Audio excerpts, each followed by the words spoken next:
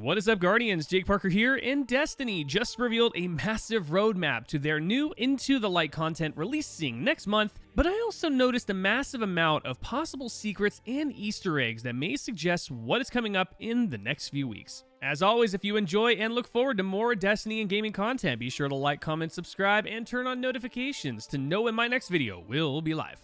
So yesterday, as the TWAB was released, Bungie finally gave us a massive info drop about the new Into the Light content coming up next month that, although we knew was in the works for a long time now, Bungie has been pretty radio silent as to what the content would be and what players would expect, leading the community at large endlessly theory crafting whether it would be new content, re-release content from the Destiny content vault, or some mix in between. Well, it looks like we finally have our answer as Bungie released the graphic teaser showing Guardians fighting massive amounts of Hive in the last city with Cabal turrets surrounding them, and pyramid tech littering the skies. Clearly, this is a lot of information to take in, but what does this all mean, and what type of content are we getting from all this? Well, first, the TWAB opens by saying that Destiny 2 Into the Light will deliver new game content for all players. So we can at least start by confirming that Into the Light will in fact be bringing us new content, likely in the form of a new mode or narrative that we've never experienced before.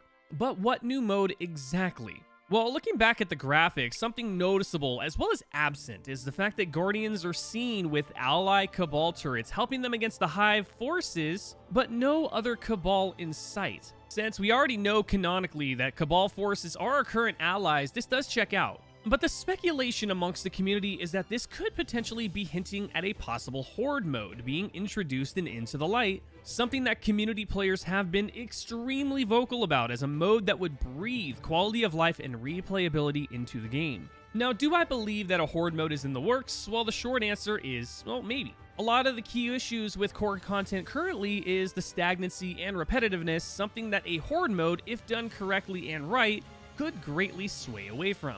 And compared to the enemy density of recent expansions and content that have been pretty much cranked up to 11, it wouldn't be out of the question to say that a Horde mode would take the difficulty even further and be extremely well received by players. Now let's break down the graphic even further. Another once obvious note is that the pyramid tech and forces are scattered throughout the skies as if it's an invasion of the last city that's underway. If it isn't obvious enough as we approach the final shape, we've been building up the narrative of the Witness and the pyramids since the end of Destiny 2's Red War campaign. As Bungie has already stated that Into the Light will feature new content, this does lead us to suggest that we may be receiving a brand new narrative experience that will likely tie the loose ends between the end of Lightfall and leading into the early narrative of the final shape. Now that Crow has already left the Dreaming City and into the Traveler directly, there's a lot of open time between now and the final shape to wrap up any final pieces of narrative needed before we venture forward, and this could be Bungie's way of getting us to that point.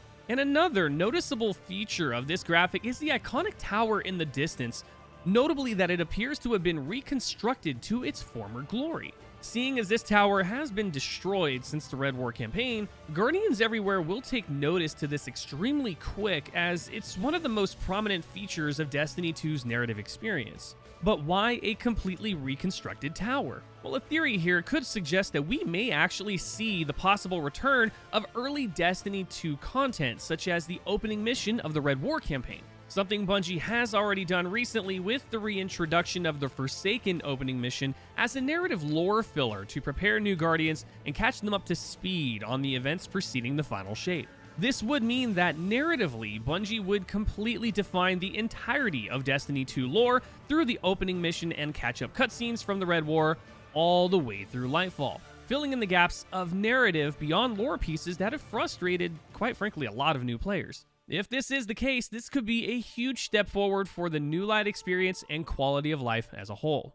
And even further into the rabbit hole of graphics, we now turn our attention to the Guardians themselves, more specifically the weapons they are wielding. The most noticeable two of the three are the Hunter and Titan, which appear to be wielding new versions of the Midnight Coup hand cannon and Falling Guillotine sword respectively.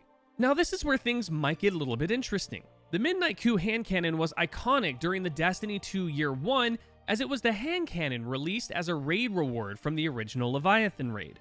Could this be hinting at the possibility of Bungie stealth announcing the reprisal of the Leviathan raid during Into the Light with new rewards? Or are we simply seeing Bungie potentially taking the archetype of Midnight Coup and creating an open world variant, which, seen as it is Bungie, it's something they've already done before with other weaponry? And what about the Falling Guillotine, which was a Season of Arrivals pass reward?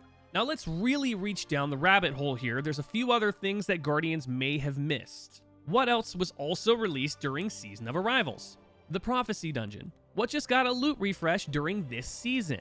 The Prophecy Dungeon. What's another thing that also happened during Season of Arrivals? A Trials loot refresh, which we also just had again during this exact season. And to really stretch, another activity that was available during Season of the Arrivals before its eventual removal, the Exotic Whisper mission. If everything in the rabbit hole lines up here, we could potentially see the reissuance of the Exotic Whisper mission, which was undoubtedly one of the most acclaimed activities Bungie ever released in Destiny and would be sure to excite players new and returning. And lastly, the final graphic to mention was the developer Livestream 1 graphic that coincided with the TWAB, but what noticeably stuck out was the designs in the background. Looking at the ominous waves across the design, this very closely mimics the New Age Black Armory shader that was introduced early on during Destiny 2's Black Armory release. Although Bungie did say they are bringing in new content, could this be a hint of returning Black Armory rewards such as the iconic Hammerhead machine gun and even the New Age Black Armory shader? Or could it be a reintroduction of the Black Armory Foundry activities? And another noticeable design hidden in the background was the ominous tiger hiding in the back of the Into the Light logo. Original Destiny 1 players would remember a particular popular shader called the White Tiger, which was extremely popular for its all-white appearance and tiger stripes across the armor set.